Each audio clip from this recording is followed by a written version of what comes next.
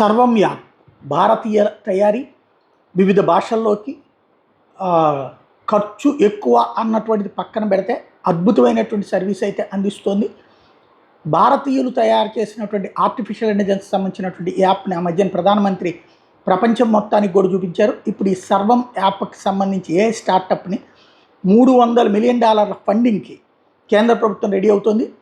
Indian artificial intelligence machine కిందన government అలాగ తద్వారా భారతదేశంలో ఆర్టిఫిషియల్ ఇంటెలిజెన్స్ని ప్రోత్సహించేటటువంటి దిశగా అడుగులు వేస్తోంది. ఏఐ పవర్ హౌస్ క్రియేషన్ కోసం మోడీ సర్కార్ తీసుకున్నటువంటి చర్యల్లో ఇది ఒక కీలక ఘట్టం కాబోతోంది.